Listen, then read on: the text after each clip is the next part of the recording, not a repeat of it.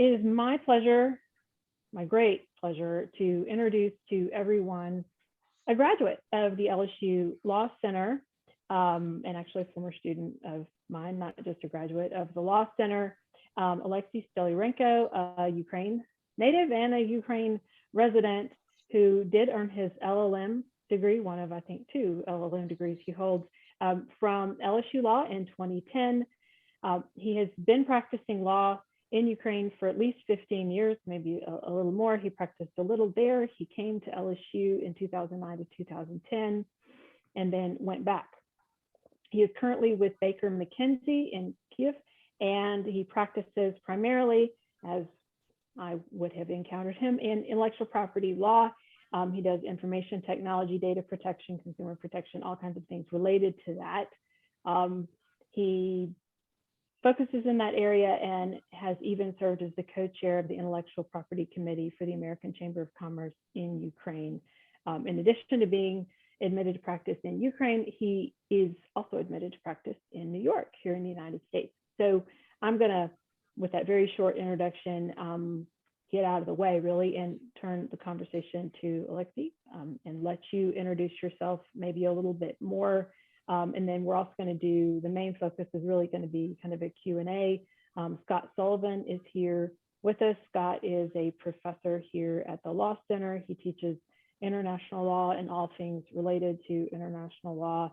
And so he has kindly agreed to be our kind of Q&A moderator. We're going to look at the Q&A that gets entered online. So those of you who are participating with us online can enter Q&A, but Scott also has gathered some questions from his U.S. Foreign Affairs class, because those students had, well, they had questions about what's going on right now in Ukraine. So let me turn it to you, Oleksiy. Hello, everybody. I'm so happy to a little bit, virtually visit LSU. I still remember some actually a quite hard time being at LSU, because it was not easy to pass this exam, to stay and study, and but it also was very rewarding. I would say I learned a lot of new things. I met a lot of great people, and including my professor, Professor Lockridge, which is my also personal hero. And I tell you one story about her. She came to the class and she said, I'm ill and I'm very high on medication. So you need to talk to one ear, because this one doesn't work at all. So, and at that point I was like, wow. So Professor Lockridge is very devoted to her work, and I had a lot of fond memories of her IP classes. So that's a short story there. So I will be very happy to hear your questions, and really my idea of participating in this event is that to be as more client oriented as possible, like to answer your questions, what you are interested in, not to go with my agenda. Obviously, I have some things in mind which I would like to say. First of all, this is would include some, let's say, historical background, how we can get there, and Professor Sullivan can get a little bit more, because there is also some legal part of it, like Budapest Memorandum. And then I can talk a little bit about economics of all this war, because it's very important. So for you to understand, you've probably seen from the media, from the news, how it looks like, but economics is very important for understanding the scales of things, and also about helping Ukraine. I saw a question like how the regular American can help Ukraine. So that's 3 points that I have in shelf to cover. But other than that, I mean, you please feel free to ask questions, and I will be happy to respond, like any types of questions. So just to give you a little bit of, let's say, of the witness character. So I'm also a half Russian. So my mother is Russian and I'm Ukrainian. I was born in Severobaikalsk, which is very north in Russia. It's like Baikal Lake. It's very beautiful area. But so it's I was born in Buryatia, so it's like quite far on the north in Russia. I have relatives in Russia. I obviously worked in the region as IP lawyer, covering, working with Russian office. For your information, Baker McKenzie closes our Russian office, which is actually a shame because it was the first office being opened of international law firm in Russia ever. So it's like there was no international law firm in Russia before Baker McKenzie. So as soon as the Russian, so the USSR allowed the so-called the law on private organization, it was cooperative society, something like that. So as long it has become possible, so Baker McKenzie came and opened an office. So that's it's actually quite a historical. So Baker McKenzie is quite a historical firm for Russia, for Ukraine as well. But anyhow, so if you have, I can't comment on the firm matters, but we have been working for 20 years. I've been working for many years, like 10 and more years with my Russian colleagues. And so I can, without calling names, but I can give you a little bit of what they think about all of this and how it's going. And also within the region and culturally. And I also happen to be an expert on language issues like consumer protection, Ukrainian language, and there are lots of fakes and other information which there is a propaganda thing about Ukrainian language or Russian language. So if you want to learn about that, I actually can give you a little bit more background, even on the regulatory standpoint, where we stand, how it was developing through the time, and so on and so forth. So I see there are like some questions. So let's how we should go on from there. Scott, why don't you just jump on in? Sure. So I think your background is especially interesting because you are sort of both this kind of this half Ukrainian, half Russian, right? You have this this mix, and I think that one of the things I think that Americans are interested in is understanding a Ukrainian's viewpoint about the relationship between Russia and Ukraine. Obviously, prior to the war, you had Vladimir Putin say a lot of things about how essentially Ukraine was essentially a figment of one's imagination. It was just part of Russia, it had always been part of Russia. And I will say, having visited Russia in the past, I've met regular Russians who often sort of refer to Ukraine and Ukrainians as like their little brothers. They feel some sort of, it seemed like, kinship to me, but I wanted to get a sense from a Ukrainian perspective as to the nature of that relationship and culture and in everyday life. Yeah, so it's I think it's a great question, and I think it's really a target why we are so much defending ourselves. Yes, so it's I will tell you just one story which is not related directly to this law, to this war, but it's a little bit illustrates the whole relationship between Ukraine and Russia historically. So once, many years ago, I don't know, like 15 years ago, I was going, doing a train ride. And so it's, and I was in one train carriage with the microbiology professor. I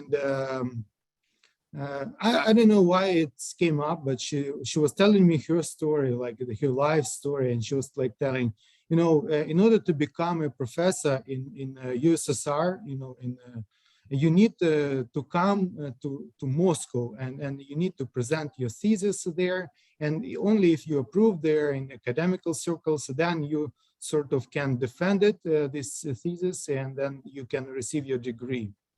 So she said, okay, so it was impossible to do it in Kiev. You need only to go to Moscow. So she went to Moscow and she brought, you know, some little gifts like from Ukraine, and she was coming to academia. And So basically the reaction of Russians there was like, so there is a word which we really hate in Ukraine, how they call us. So they call us khachli. So it's like a very so it's like a very nasty word. So if you sort of want to really aggravate Ukrainian, you need to call him chachol, and we really hate that. So in academia, they would they will call her in and they would say, so chachlushka. So it's like a diminishing version of this word. Why did you came? Do you think you can do something here? You should go back to Ukraine, go to a farm. And I mean, you can imagine she was a very ambitious woman, and she is, excellent talent and so on and so forth. So she was like so furious, and she said the only thing why she was able to become a professor because one of the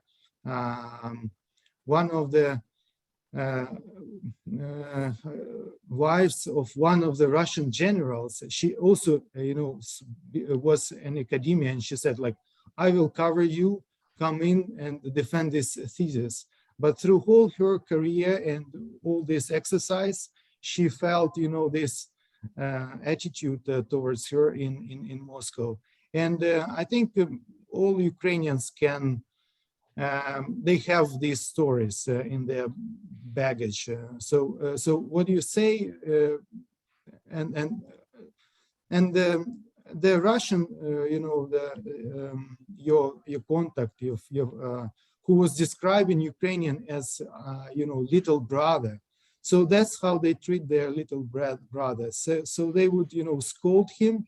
They would make devastating comment about this little brother. And they would say, okay, you are so little, you know nothing. So go, play in the kindergarten or whatever. So that's basically, and it's not universal to Ukrainians only. Don't get me wrong. It's not like Russians. They have this feeling towards like Ukrainians only. It's like to all other nationalities in Soviet Union, in Russia as well. So the fun fact about Russia, actually, if you go and check on the map, try to see, the Russia is a federation. It's a federation of states. So go and check if you can spot a Russia as a country there, like a Russian, whatever place where the actually Russian nationality lives. And it's a nice story because there are like, Tatarstan, there are like lots of federal states, but there is no the place which says like, okay, this is a central place or a region where the Russian population, like Russian nationality lives. So what is, why it's happening is that basically the Russian empire, we can call it easily empire, it's a, and if you talk to Russians, they have this something called the language. Actually, is very different what we talk. My first language is Russian actually. So my second language is Ukrainian. So if you talk to Russians, they would say something like a title nation. Title nation is this word or combination of words you will never hear in Ukraine. In Ukraine, we have like many nationalities. Like we have Greeks, we have Germans, we can have French, we have French villages. Can you imagine it? Like they from 19th century, they came here to grow actually wine. It's a funny story. Anyhow, so Ukraine is a multinational country. So, but we don't see like the main nation. Like there is no like you are Ukrainian and like there is like a Jewish guy and he is like any less than any Ukrainian. We have Jewish Georgians like any in my school and like university. Well, we generally don't care. So in Russia the situation is different. So they really, and this is like through the ages of the history, they really populate this idea that of Russian nationality being like a title nation in their federation. So everything which is not Russian is basically marginalized. Like, for example, if we go like to Ukrainian language, Ukrainian traditions, Ukraine in like 100 years ago, 100% of population of Ukraine spoke Ukrainian. Well, no questions there. We invented this language. We have population using this language. Like, why we should use any other language? Yes, Ukrainian sounds like a natural choice. But through the ages, it was prohibited in Ukraine. Like, for example, it was prohibited to be used in the universities.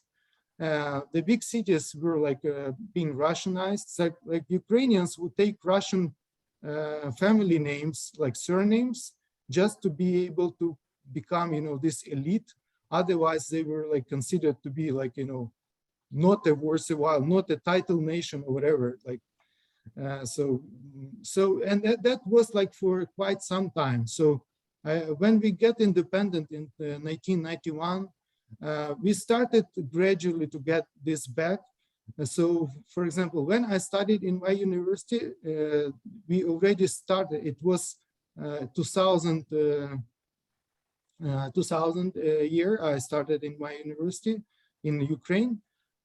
All university was Russian speaking, so all lectures would be in Russian, but there was already a shift and some of the lecturers were transferring to Ukrainian. It was very complicated, but they were like relearning to teach in Ukrainian. And so this is a gradual process. But in Russia, if you know, like the big illustration of that is Belarusia. Belarusia is only around 3 or 5% of Belarusians speak Belarusian. And this is the same language as Ukrainian, so it was widely used, but because of this politics of assimilation, of marginalization of anything which is not Russian, it became like almost like a redundant language. They use a couple of words like "Живе Belarus," so which is like long life to Belarusia, but it's like the only few things they have basically left in their culture. In Ukraine, we are more lucky, but we're also more stubborn, I would say. So I'm now like I transferred from Russian to Ukrainian like full time, and my son is speaking only Ukrainian. He understands Russian, but he speaks mostly Ukrainian, and so on and so forth. So it's like a fight between the cultures as well. So this is like a long answer to this short question, but basically we want, as Ukraine, we want to preserve our integrity. We want to be like our own people. We don't want to be dictated to what we should, do, or what we should think, or what language we should speak, or whatever. Like in Ukraine, I mean, you can speak whatever. Like we have, I was surprised. There was like 30,000 American citizens in Ukraine when the war started. Yes, because the U.S. embassy made a head count. they were, and it's like a small city, and you can get a small city, and it would talk only English. So, but anyhow, so that's the story. Well, so trying to stick with the theme just for a second of the purported justifications that Putin has offered in the lead up to the war, right? The other thing that I think I would love to hear you speak a little bit about is, obviously he's talked about the denazification of Ukraine, this need to, and look, I think that it just very clearly it's a ridiculous statement in a lot of ways. And I will also say that, some people have talked about the posture of certain right-wing groups that exist in Ukraine and that have been active and are active now, important parts of providing for some security in relationship to Ukraine. And so I was wondering if you could give me a sense of the role and position of those types of right-wing groups prior to the invasion. Yeah, right wing. So I'm also, I'm a radical. I switched to Ukrainian, and speak Ukrainian. I'm a right wing. This thesis is actually so you see how this propaganda works. It's like the truly the Second World War style, Goebbels style. So if you want to call something white, just call it black, and then just repeat it like 1,000 times, and people would believe that this is like white is black. That's you know, Ukraine, we never had you know, actual like right-wing movements like you can see like them, for example, in Russia. Like in Russia, there are like skinheads, and they are sponsored by the Russian state. It's like actually a scary story. So they actually go and enforce against people from other nationalities. They will beat them up and something like that.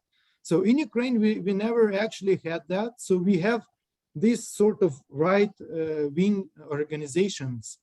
But truly, if you look at what they do and what they say,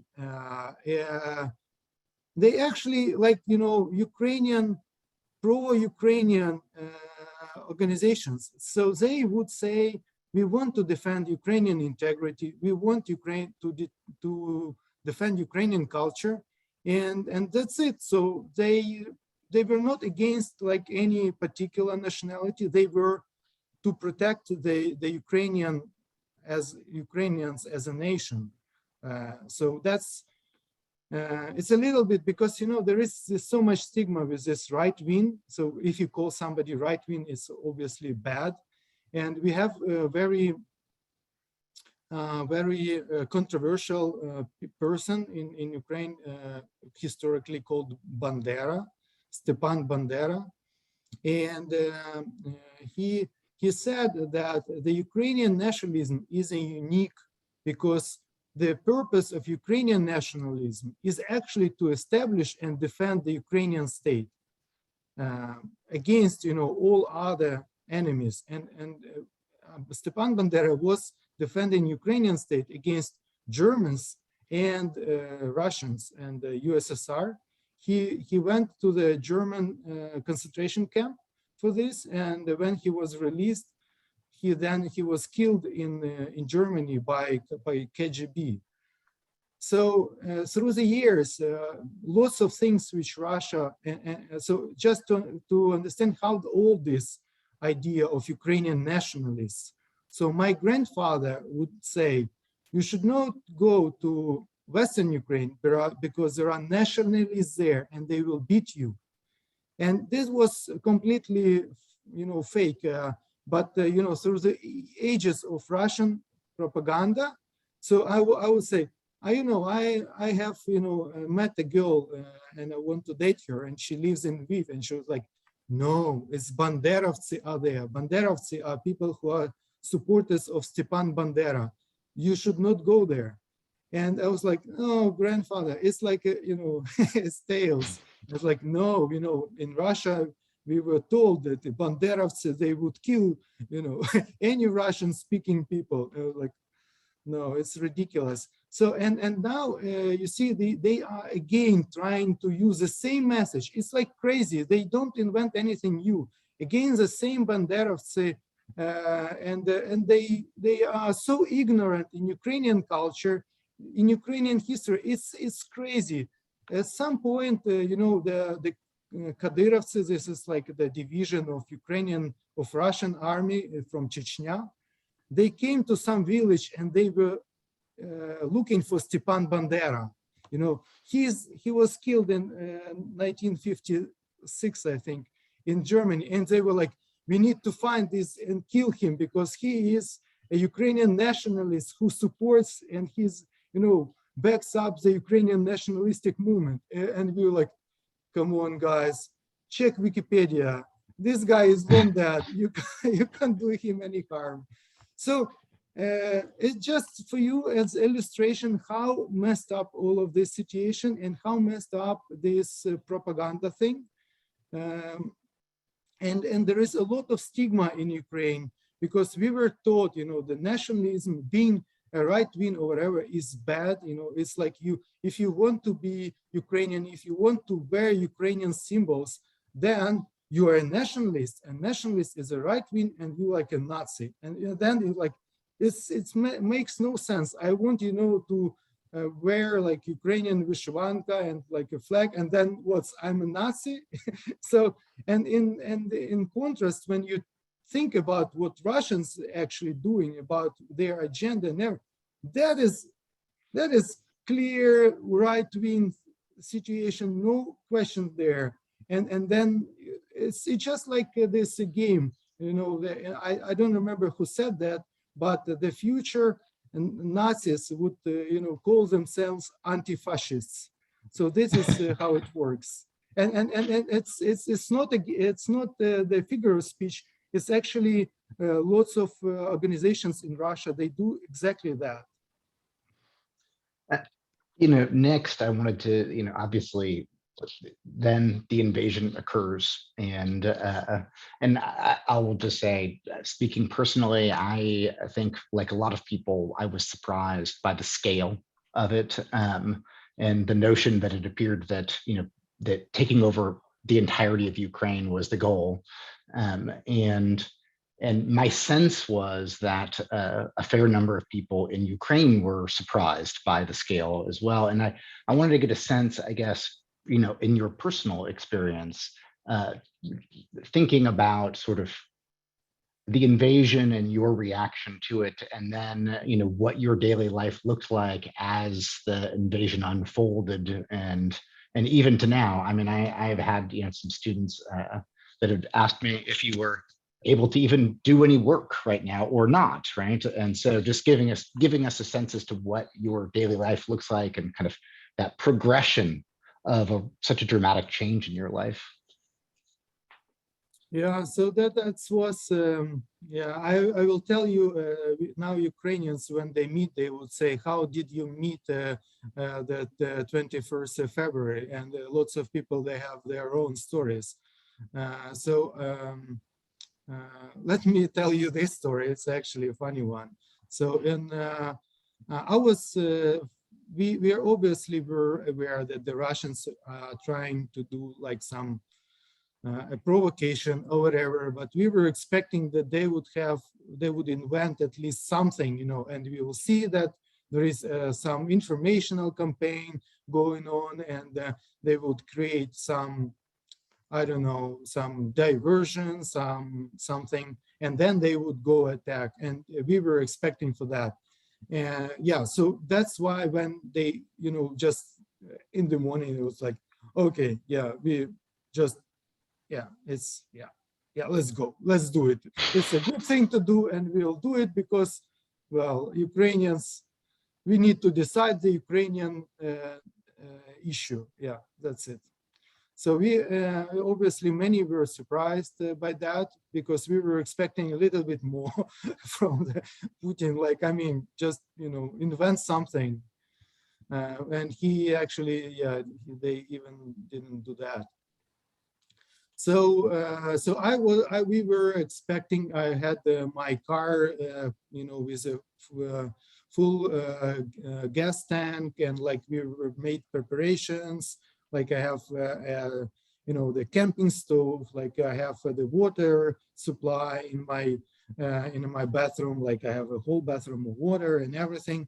And I was so tired of waiting of Russians, to invade. So, and I'm an avid split boarder. Like it's snowboarding, basically free ride snowboarding. And the season hasn't started, so it's like, oh hell, if he will come, I secured, I have the system, I know evacuation ways and everything, everybody is prepared, my family is ready, we have this, emergency supply packaging, everything. So, and I would go to Carpathian Mountains to snowboard for 3 days. So these were like amazing 3 days at snowboarding. And I was returning back from Carpathian Mountains with, the snowboard is like a big bag, like lots of equipment, 25 kilograms of equipment, long, it's like 170 centimeters. And so I'm riding a train from Lviv to Kiev. And at 5 a.m., my wife calls me and it's like, oh, Russians invaded. I was like, oh my God, yeah. So I'm, going out of the train, and already there is no one on the rail station. So taxis are not working. And I was trying to call the Ukrainian taxi services like Uber, a different name. And I was like, okay, I was just adding up money. Nobody is coming. And I'm staying in center of Kiev, as it's this huge bag. And like, how did I get home? I need, like evacuate my family, do a lot of things. And like, nothing is possible. I was like, oh my God, so should I walk? And then I saw, we have this Rouge taxi drivers who like expecting people who don't know how much you can pay, and you just go there and they tell you, the price, and it would be at least twice as much, and then you can get a ride. So I saw two of these guys like very, disorientated, and they were like staying like, oh my God, what we are doing here on the usual spot where like they probably spent, I don't know, 20 years of their lives. They buy, their habit, came there and like, oh my God, should we really be on a railway station trying to get some money? I was like, guys, can you give me a ride? And they were like, yes, 200 hryvnias. And it was like twice the regular price, but it was twice less than, even the Uber asked, and it didn't came. We were like, oh, they didn't really get the prices right. But anyway, I'm so happy, like, let's give me a ride.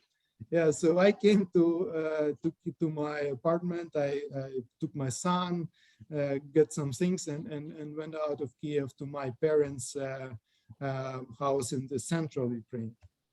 So yeah, everybody were very much surprised. I mean, we were shocked, and we still, cannot. Many people can't believe that Russians are capable of that. We were fighting with them, I don't know, for 8 years, and it was already starting to like look like normal conflict on the east and Crimea. But yeah, many were like very much shocked. Many were preparing for this day. So some IP lawyers I actually help right now. They are in the army defending the northeast part of Kiev. So they were like, so that guy, he was, okay, there is a traffic jam and I need to get to my army division. So what should I do? And he remembered, I have a bike.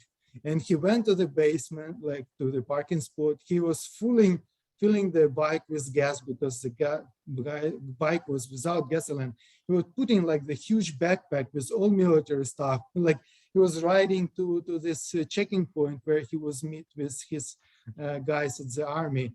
And he said, I was talking to him recently. He said, like, my worst thinking at this moment was that I would miss the war with Russia, because somehow I will not get there when I need it and will be needed at that time. And it was like, I was arrived perfectly. So now they are defending the northeast of Kiev region.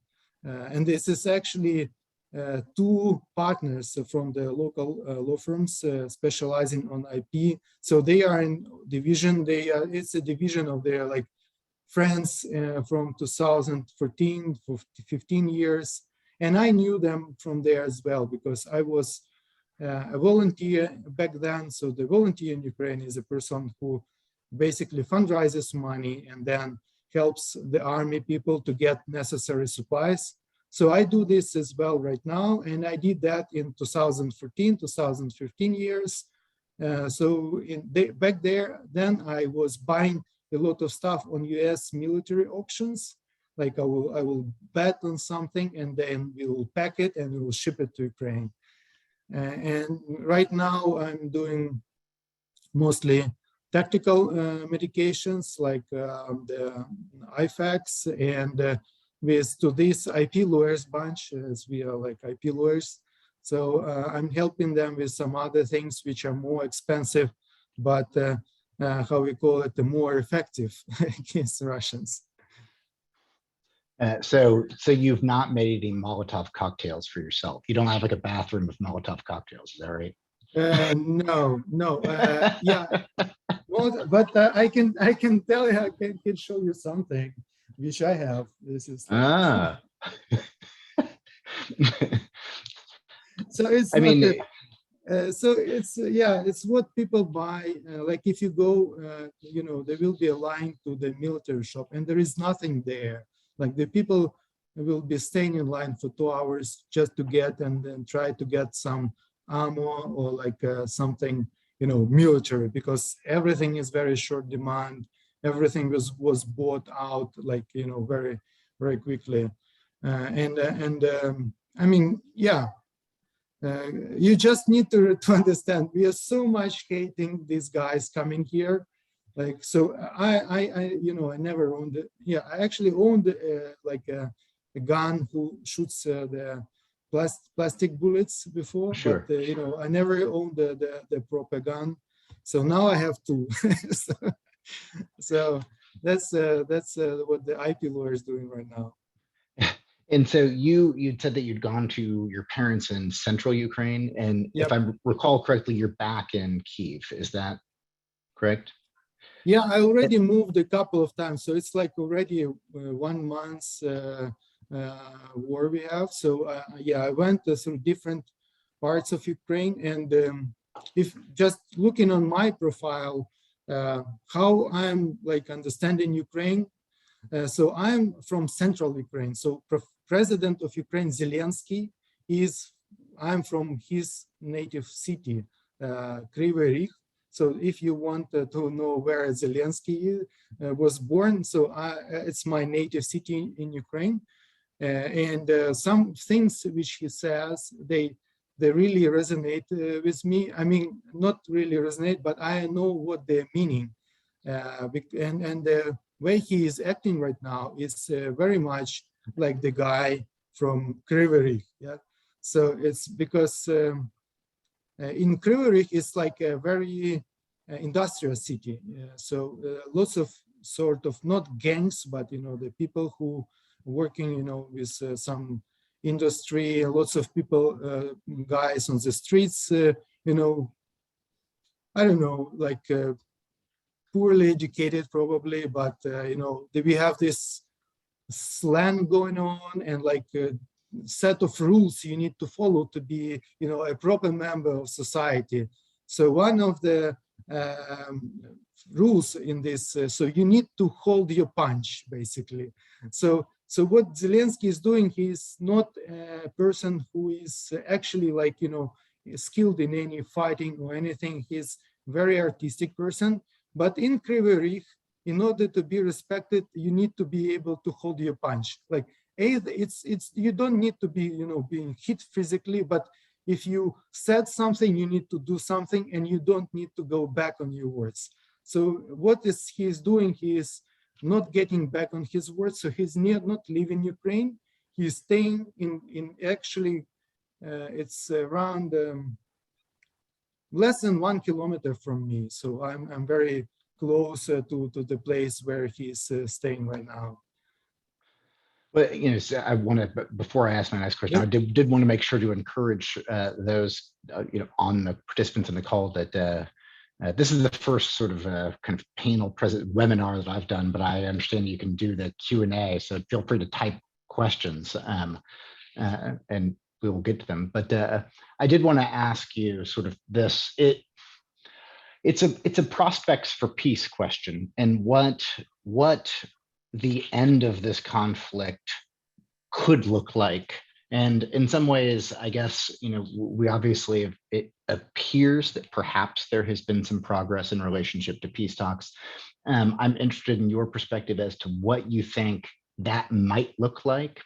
And the palatability of that, how acceptable, what that sort of the contours of that might look like to the Ukrainian people, and then maybe depending upon, I guess, your answer there, what is your hope for how the conflict would end? And let's say your reasonable hope for how the conflict would end.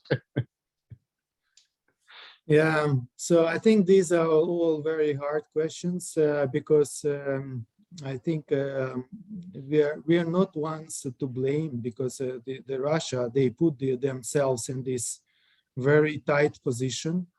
I'm honestly thinking that this conflict would end only after the Russian regime and the Russian economy would fall down. Because, I mean, if you have seen, I mean, the purpose of their action in Ukraine, as you said before, is denazification and demilitarization. Is basically, you can say it in other words, is destruction of Ukrainian state as a sovereign state. Just we should not exist as such as we are. So at this point, I mean, what is in a negotiating position that Russia could reasonably take and we could take, because we would not agree to that, yeah?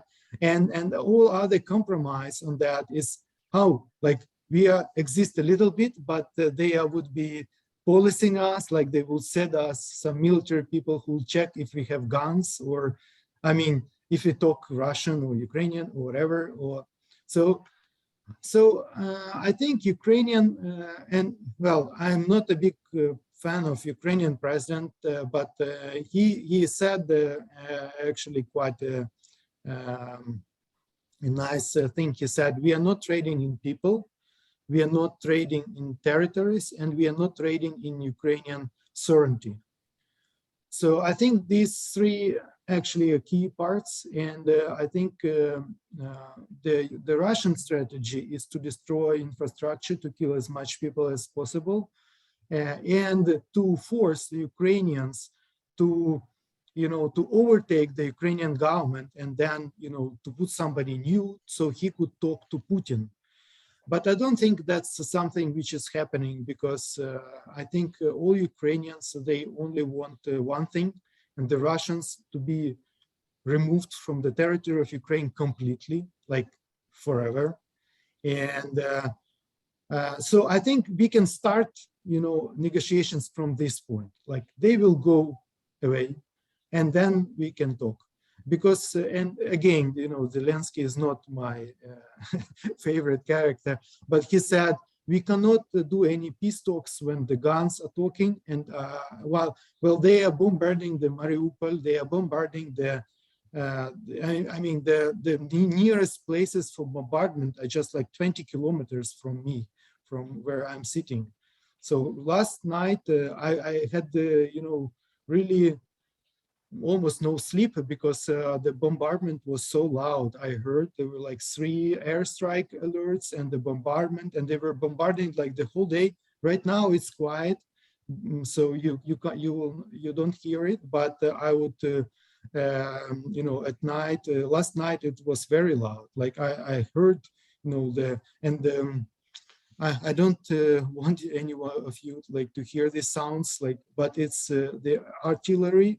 It sounds like thunder. So it's like like when you hear the thunder somewhere, you know, far away. So that's like the artillery sounds like. And Ukrainians, we already know when it's like different types of ammunition. So like when we call each other, like, oh, this is one type of ammunition. Oh, this is Grades. They shooting from Grads. And I think it's really scary things to know about, you know, in the 21st century. So not recommended. I have to ask you the question. I honestly, I think Zelensky is, you know, the most popular president in the United States right now. And so you piqued my interest in saying that, you know, he's not your favorite guy. Like I will say, I think that there's sort of been this sense that there is like that he's doing a fabulous job, and people's perception of it is pretty high. So I'm curious just for you to kind of expand a little bit on him not being your favorite person.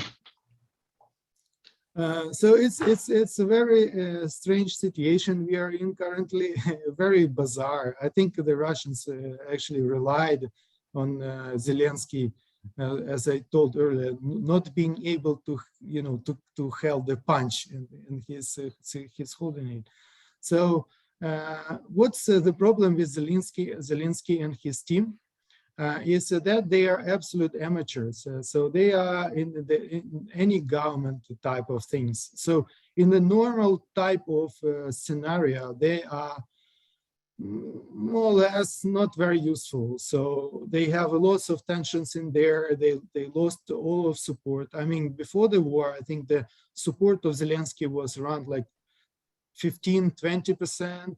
But before that, you know, if you check the voting, like 72% of Ukrainians voted for Zelensky. So he lost like tremendous amount of support and he was going down. But what he is good at is really, he is very good at being a person, a believable person. He's an actor, he's a professional actor. So, and he is a populist. So he responding to the people needs. So he tells people what they want to know and what they want to hear.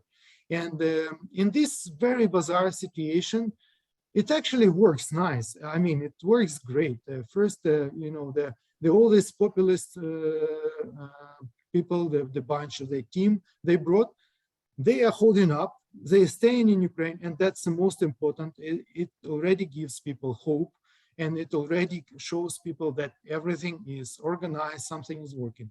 Second thing which he is doing, he is not being very much engaged in the military action. So he let, you know, the professional stuff is being done by army people. And he is doing the PR stuff. He is talking to people who is, he is visible, he is perceptible, he is, you know, very much articulate. So I think he is doing like a great job right now. So as I said, I'm not a big fan because he is, well, is a mediocre, let's say, president is in a peaceful time. But in this, it's strangely very effective. And we also have other guys, also from media type. Like we have a media expert who is on all TV shows, a very famous one, Aristovich, and he is really also an actor. So basically his job is to tell people how fine it all will be, and you know, all good news are very in short, you know, in high demand in Ukraine. So he tells them, and everybody, you know, listens to them, and it's like very believable. And I think the important part of this job is that, you know, television and all of the media part, which is important part to keep people sane and in line, they are not involved in the real military because they are very busy. They like, you know, they are not sleeping at all. They are planning. They have lots of information coming in.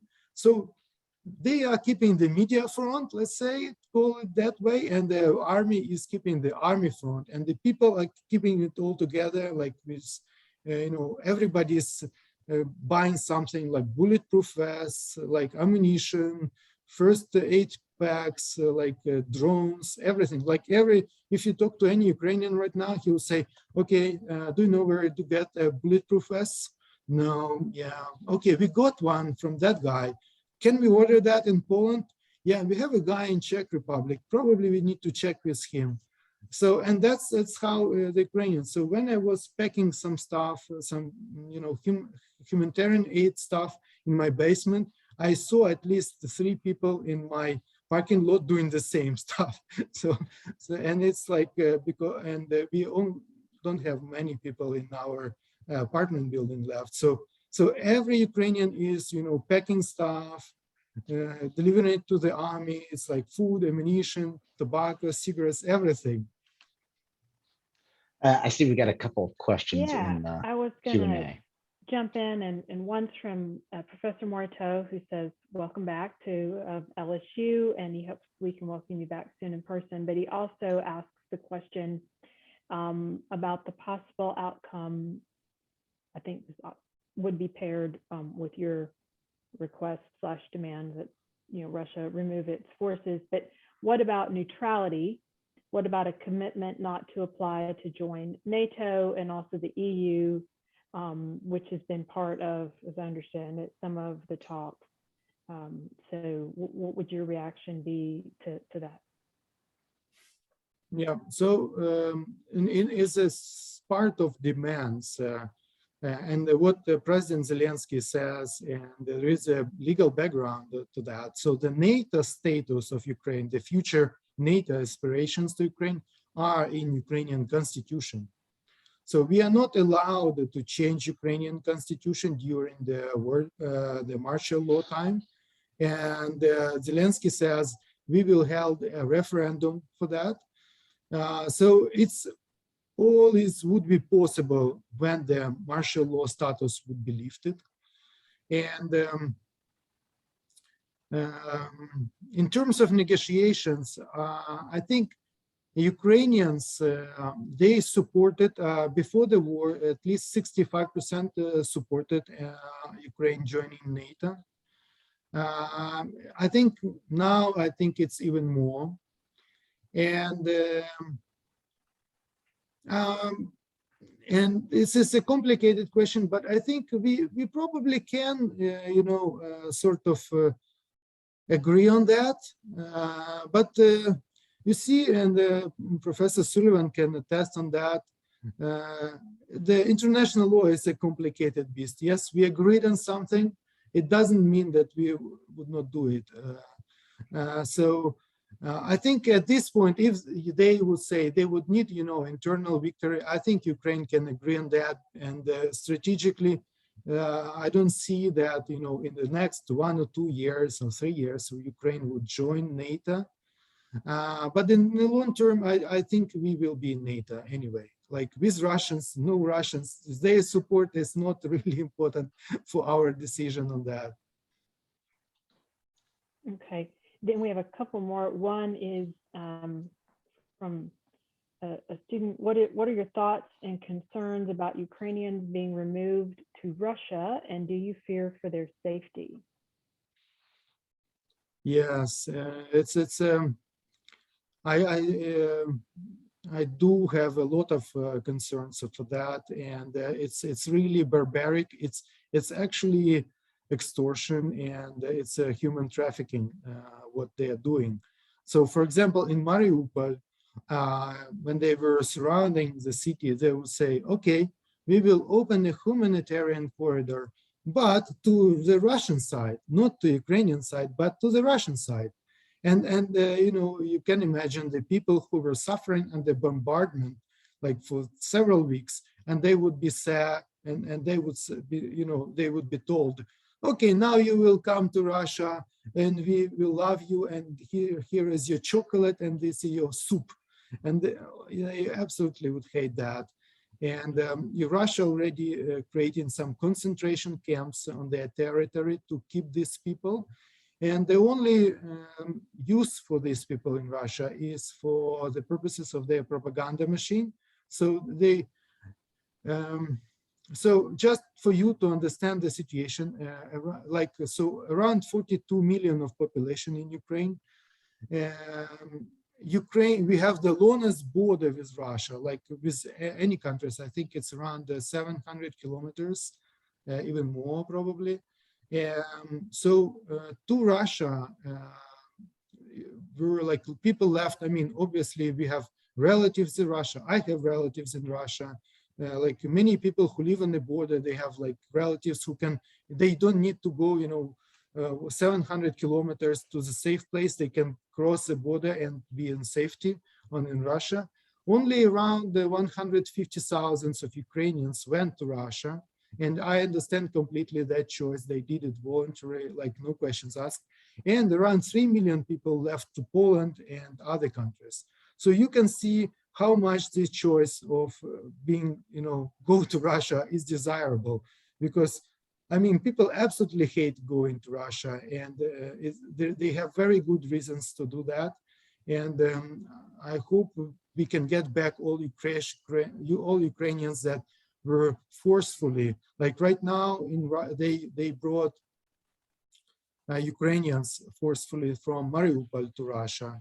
And what's happening, they interrogated one girl, and now she's giving them, these statements for their propaganda that it's actually Ukrainians were the guys who were shooting in Mariupol.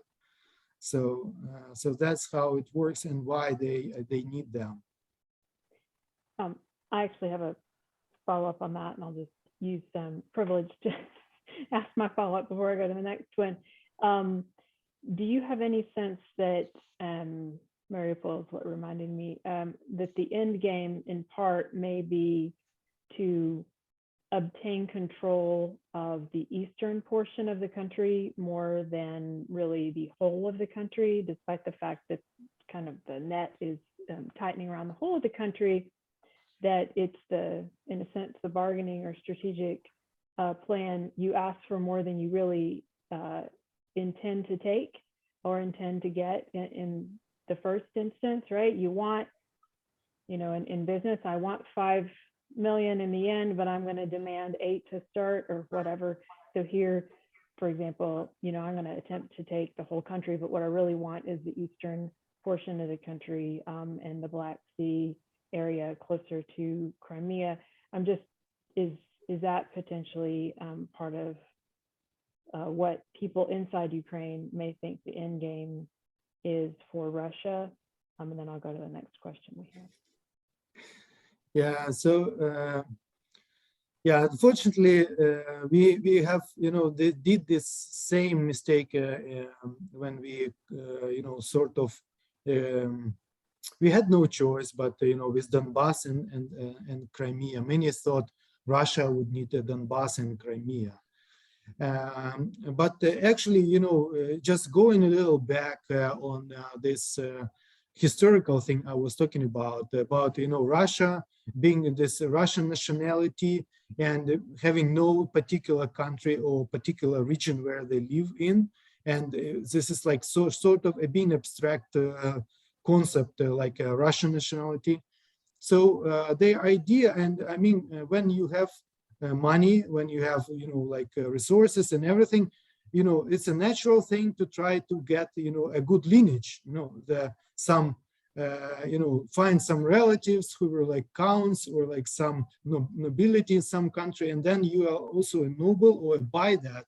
So the Russians, they want exactly that. They want to have the people being, in history, like for millennia, for generations, like forever, even though so they want to have Kiev, because Kiev is called the mother of all Russian cities. Yeah, this is the actual, like if you open any propaganda, like the Kiev is where everything has started.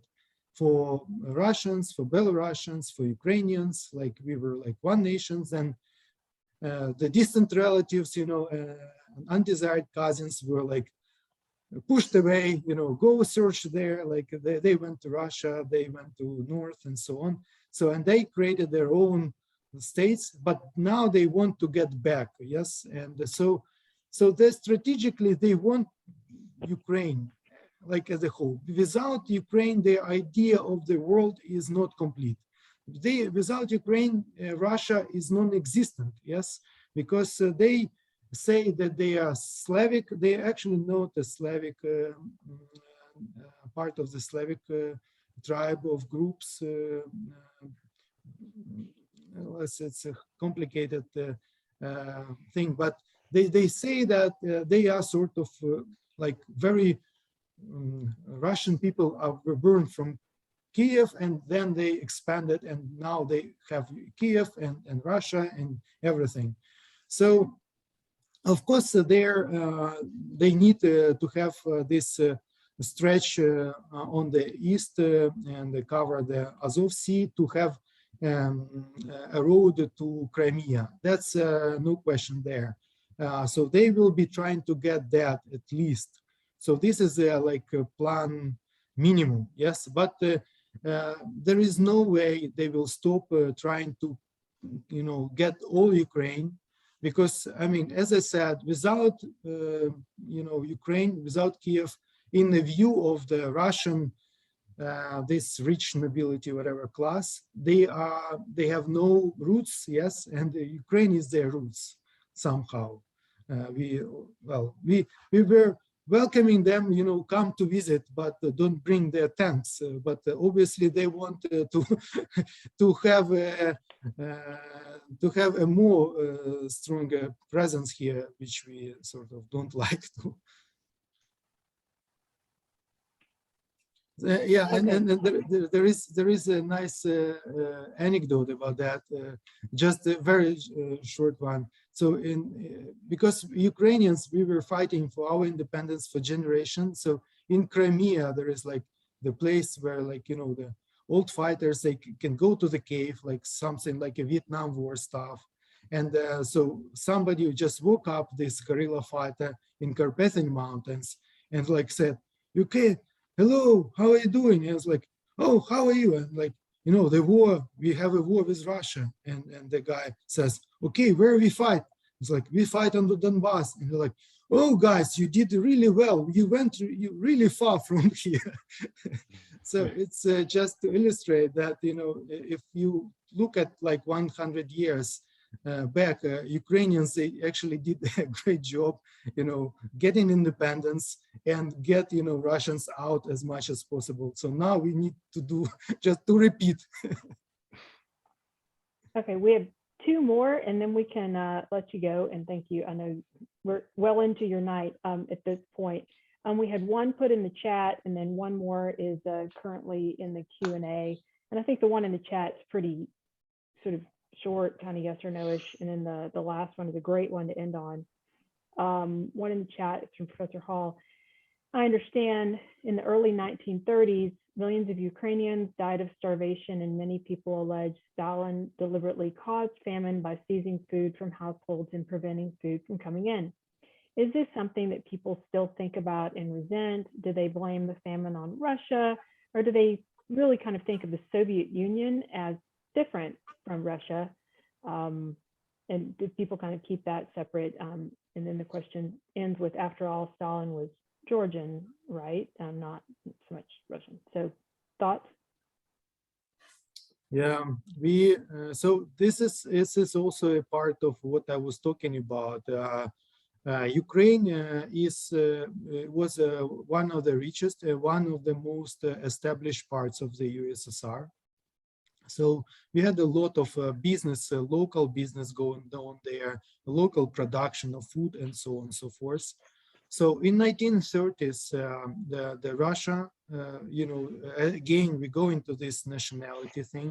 So they wanted to suppress this sort of, I mean, we were always quite, independent, self-caring, Ukrainians, they would be self-sustainable. Yes, so we will not rely on anyone. We will not look up for the command. We will just organize our lives.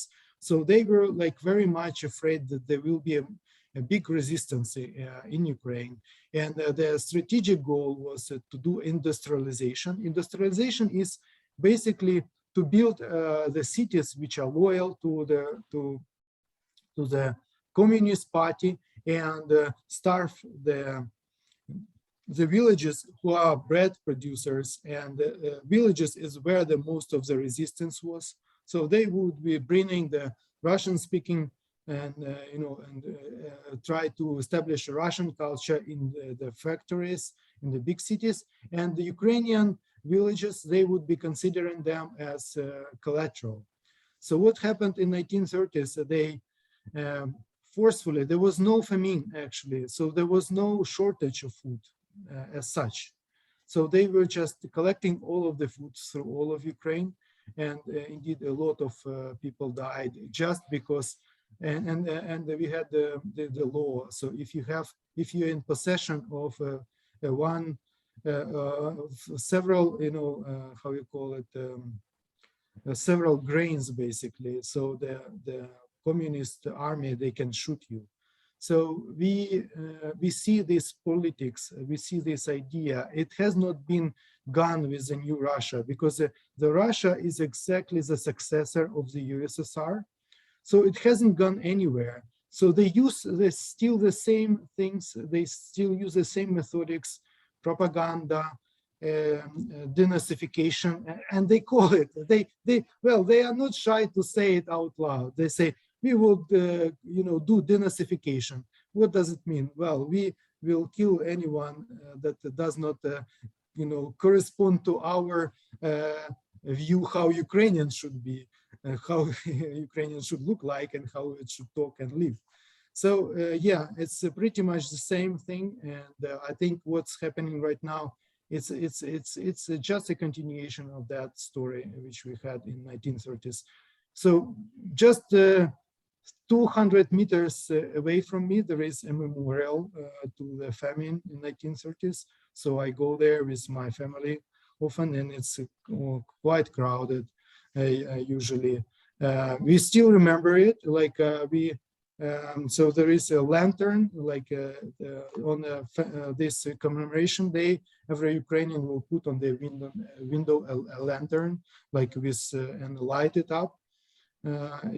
So we were prohibited to talk about it, like during all Soviet Union times. It was like a banned story, and we just recovering the old archives. And actually, in my family, we also had the casualties. So they had these two things, like the Holocaust, which they did, just a famine, but they would also take away the farmers who had some bread or something, and they would take away, and whatever happens, they probably killed them. So my grandfather was one of these guys who was just like disappeared because he was a wealthy Ukrainian farmer, not supporting the Soviet Union enough to be, to be a proper, I don't know, whatever, citizen.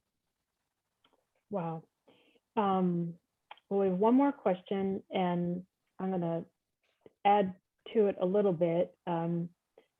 A pre-question would be, because this is a question that Scott got from his class, which is, what can anybody in general do to assist? And I don't know, Scott, maybe there's a little more to the question you can add toward the end. But the question we got live was, whenever this is over and Ukraine prevails, as we all believe it must do, rebuilding institutions based on democratic values and the rule of law will require well-trained lawyers. How can we help currently displaced law students and law professors or lawyers from Ukrainian universities who are now refugees in Poland and Romania, or who may become refugees thereafter, so they can continue their studies and research until it's time to return and start rebuilding civil society? Any thoughts on that? And then, as I said, I'll tag on just how can just everyone assist in whatever way they might see fit to do. Somehow there is no shortage of lawyers in Ukraine. It has been one of the most popular professions from 1990s. The rule of law is an important thing, and the problem is mostly with institutions. So we need to build institutions which support the rule of law and would establish the standards. So the Ukrainian lawyer, so the lawyers who left Ukraine, I think they can continue studies. So I think they would be applying to universities, and I haven't heard any of the requests because the studies actually in Ukraine continue. So like Ukrainian universities, they work. So like the school is working. It's all like Zoom and things, but professional exchange programs are always welcome. We are looking forward to see how other legal systems operate, how we can, enrich us ourselves. And there is a big need in Ukraine and in Ukrainian lawyer population. We need to shift our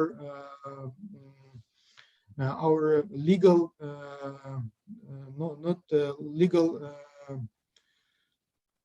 studies and our legal knowledge base more like to the European and other developed countries on the West, because what's happening for many years when you go to the university would the professors in university, they would be Ukrainian or mostly, as I said, Russian speaking. So because they don't understand and don't know English language, they would go and read the studies done by the Russian colleagues in Moscow. So the Moscow was always sort of this prior choice. So when you go and see the papers which were read and like dissertations, so they would be mostly relying on the Russian sources. So we are doing this switch. So right now, like lots of lawyers, they speak perfect English. They learn. We have implemented, like we have a high degree of implementation of the European directives, including in the areas of intellectual property and and other spheres. We are now we are trying to implement informational market directive. Lots of things are going on. I don't think that we need this particular support, but always we always welcome international support and research and exchange programs. I think that's would be great to have more people going on this and get more knowledge and experience.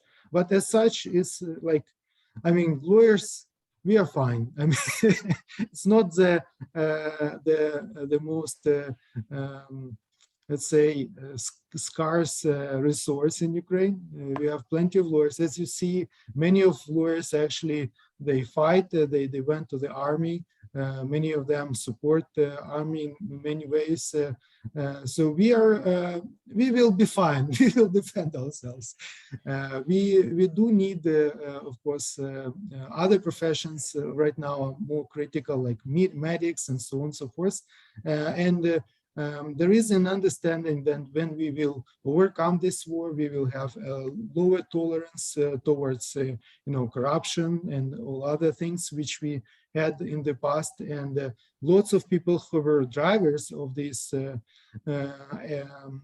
things, like, for example, one of the judges of the Constitutional Court who has fled Ukraine, yes, that behavior, I think, would not be tolerated, and we will rebuild our institutions to be in line with the rule of law.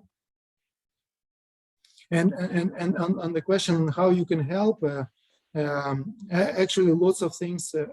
First, I want to say that please hold tight, be strong, because this situation is complicated, and I know that the prices are rising.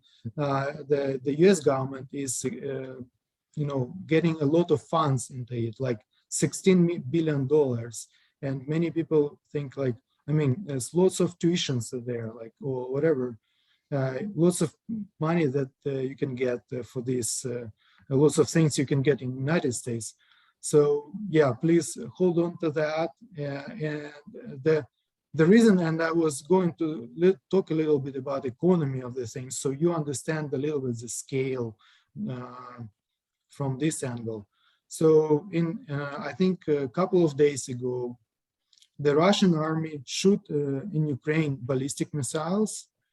Just the worst of these ballistic missiles was $500 million. Billion with a B, yes? So this is just in one day, they shoot only ballistic missiles. So the Russia spends on this war in Ukraine a little bit around 2 up to 3 billion per day.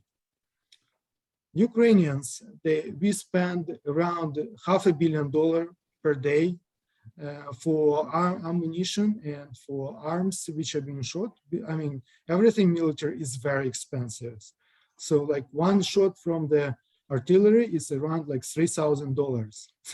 So it's like and they are doing like this like all day and night. So they bring armor, and they all, like the shell costs $3,000.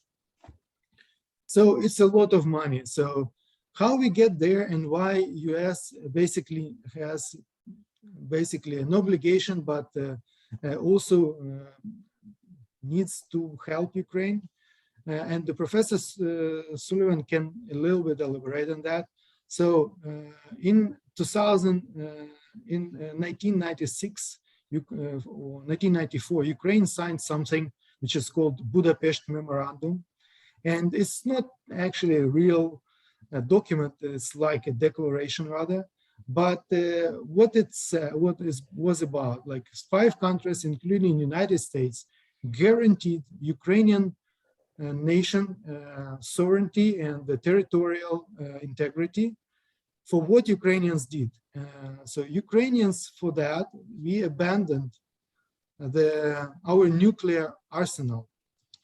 So to give you some background on that, Ukraine had the third in the world nuclear arsenal. So we had so much nukes, we could destroy the whole planet like 3 times over. Before Ukraine, there were like Russia, United States, and Ukraine. These were like the top 3, the nations with like the biggest nuclear potential. Of course, if we would keep, any nukes in our storage, probably this war would never happen. But I actually honestly agree, and if I would be asked to do that again, I would say, yeah, it was the right decision. Because Ukraine wanted to be, to do something new, present ourselves, not a, the third nuclear power in the world. We wanted to be a peaceful nation, and we were a bit naive, with this document.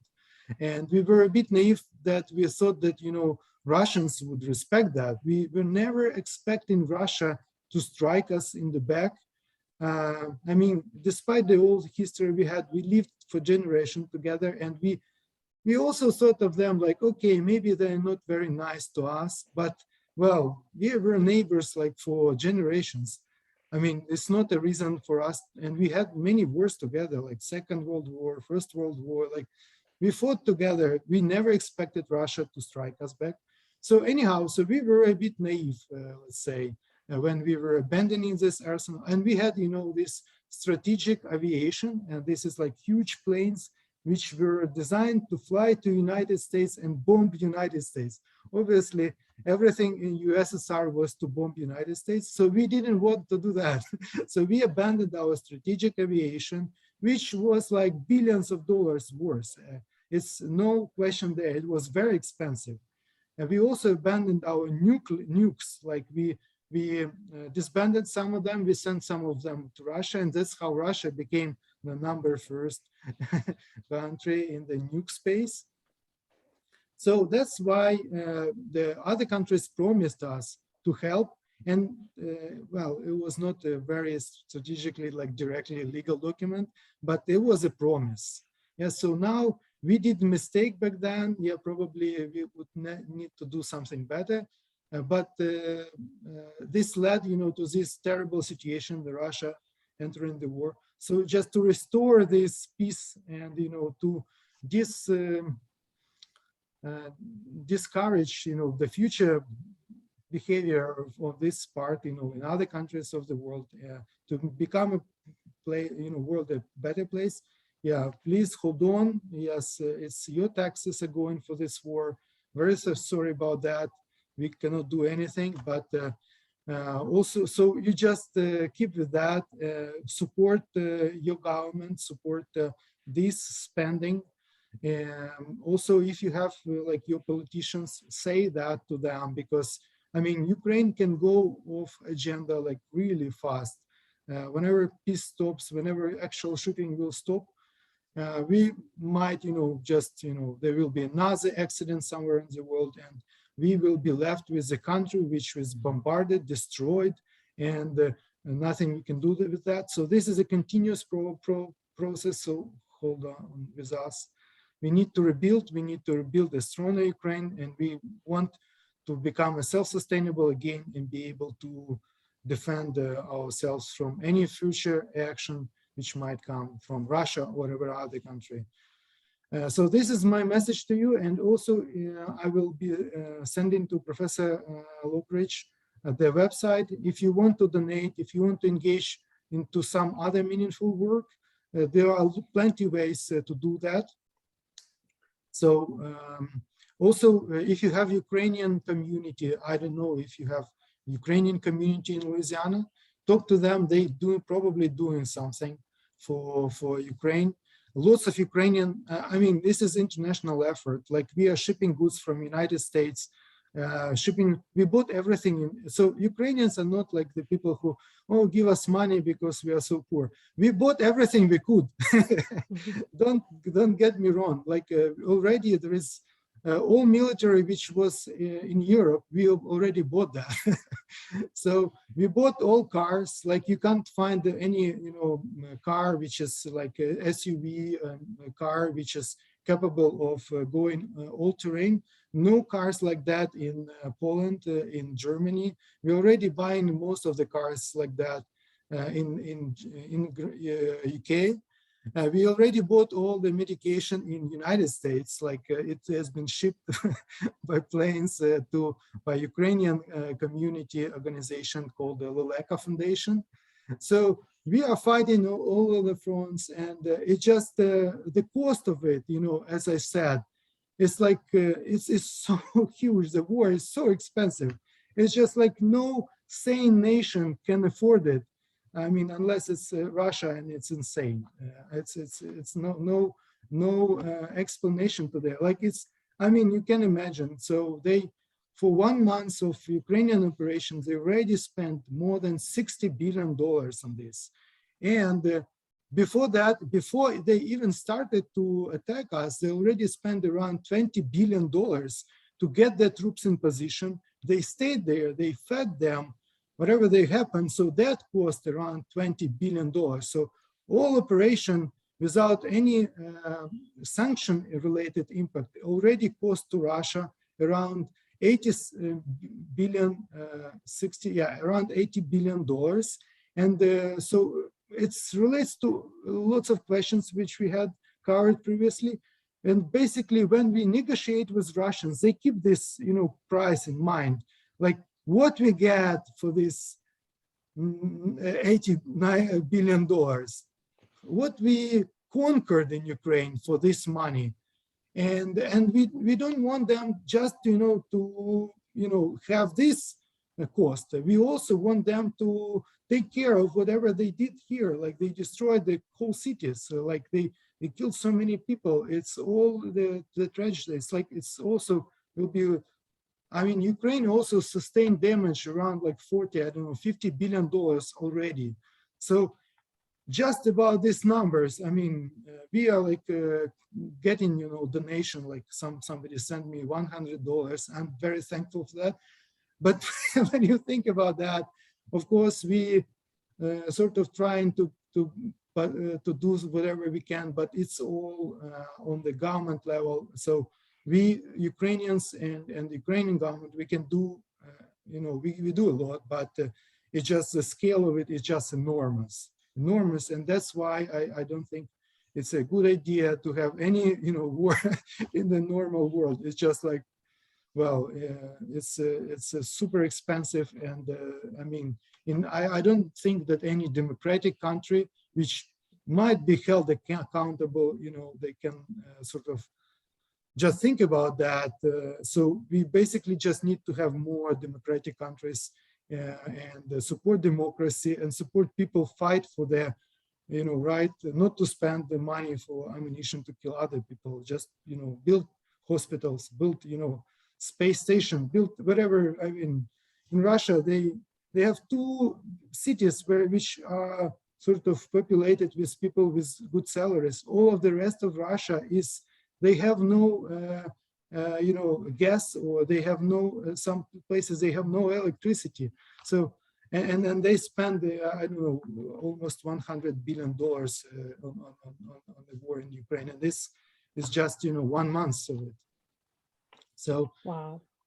So that's just to tie to a little bit together the whole thing. The media, they cover the human aspect, the destruction aspect.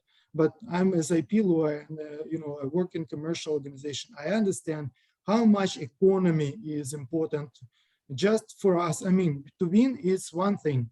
We need to win. We need to rebuild Ukraine, and we need to get back well economically. If that would not happen, all the effort would be just wasted, because if we would fall down economically, Russia would come back, and they have lots of natural resources. They have a lot of things to sell to the Western world. So they, at some point, the sanctions would be lifted, and they would be like back on trail. So the work which is ahead is super big. It's just enormous. So we want to concentrate to have this war over, but rebuilding it would be like it's a so hard thing to do. Yeah. Well, we really cannot thank you enough for the time you have spent with us today and all of the questions you have answered, but at the same time, questions and difficult issues you have raised. Thank you for ending with this important thought about continuing to focus on democracy and democratic institutions, and supporting democracy and democratic institutions, not just in Ukraine, but also here at home. And that's one of the things we really can do. As much as anything, please do send me the information you had said just a minute ago you would send, and I'll make sure our community has access to that.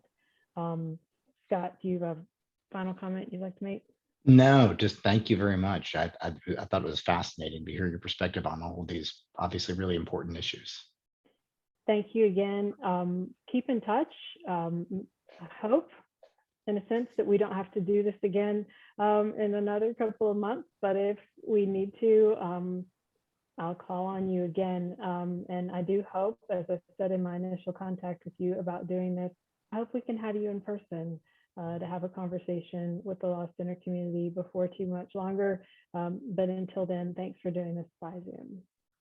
We really appreciate Thank you very much for your hospitality. And I mean, I have all the very good memories of LSU. I think what you're doing is very important, and it's very important to understand how the things work, and the legal world is very closely tied to other worlds like economics and politics. And as much I remember from the United States law system, it's like very practical. So if you have these rules, they sort of used for getting to some purpose. And so it's very important to understand how this works. Hopefully I gave you a little bit of this dynamic, and so it's just if you designing like new rules, you're thinking about like export control issues, like IP control, trade issues, everything else, like restriction to countries which are in armed combat. You just need to to remember all of that, and how it works, and lots of different nuances in there. Like, for example, will not hold you any longer, but for example, for export control, like it's prohibited to sell weapons to the countries in conflict. And it's very strange. Yes, when, for example, I want to buy a rifle in Ukraine to defend myself, and the US company could not export it to Ukraine because, well, it's a country of conflict. And it's clearly what we want to do is defend against aggression, but the system is designed in that way. So lots of opportunities are limited in there, and lots of IP issues in there, lots of things to explore how they work. And just I invite you to think about that, how you can design a better world with better rules to be able to address such situations so they will never happen into the future to any nation in the world.